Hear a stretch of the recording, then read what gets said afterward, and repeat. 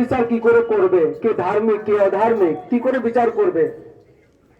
তোমার ধর্ম গড়িল তোমারে কেমন বস্তু দিয়া, তোমার ধর্ম গড়িল তোমারে কেমন বস্তু দিয়া, তাহার বিচার করিব যে আমি তার ফলাফল নিয়া। এক নিঃশ্বাসে ভালো বা মন্দ দোষ ঘাটাঘাটি, বড় বড় ভুল তোমার ধর্ম করেছি কি তোমা খাটি। কোষ্ঠী পাথরে নকল আসল সোনার যে পরিচয়, তোমার মাজারে তব ধর্মের তেমনি নিরিখ হয়। তুমি কি তোমার ধর্মের বলে আপন করেছ পর, তুমি কি নিখিল ভুবন খালি রে করেছ তোমার ঘর। তুমি কি সবারে আপন বলিয়া বুকে তুলে নিতে পারো, মানুষ দেখিলে ঘৃণায় কি তুমি নাকের শিকনি ঝাড়ো। তুমি কি আপন ধর্মের লাগি পরের ধর্ম মতে, করো আপন করো অপমান মন্দির ভাঙি ফেলে দাও রাজপথে। তুমি কি পরের ধর্মের কথা শুনিলে রাগিয়ে গিয়া, ধর্মগ্রন্থ করো হে দগ্ধ মশালে আগুন দিয়া। তুমি কি নিজের ধর্মের লাগি পরের রমণী আনি, বলাৎকারের মহিমায় তারে স্বধর্মে লওটানি। তুমি কি তোমার ধর্মের প্রচারী নিরীহ মানব কুলে, কাজ দিয়া দিয়া কাঞ্চনে রাশি আহর সাগর কুলে।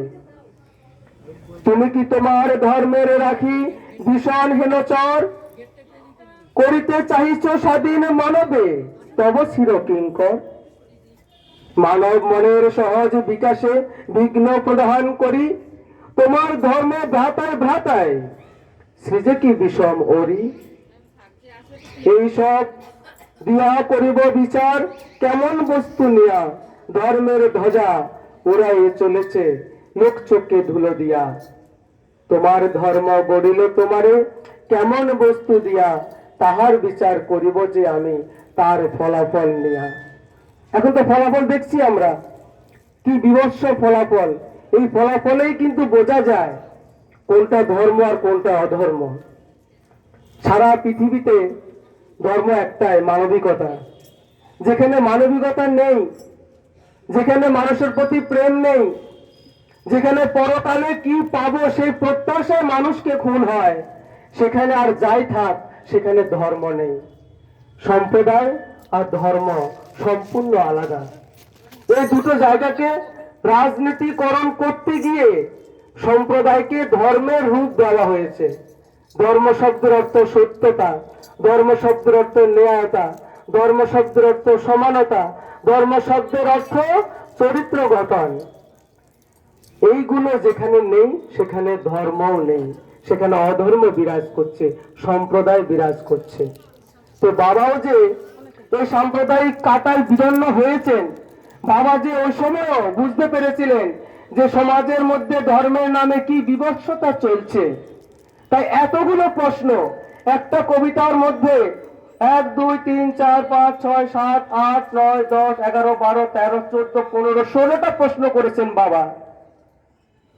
যে তুমি যে ধর্ম ধর্ম করে চেল্লাচ্ছ, তোমার ধর্মের বিচার কি করে হবে?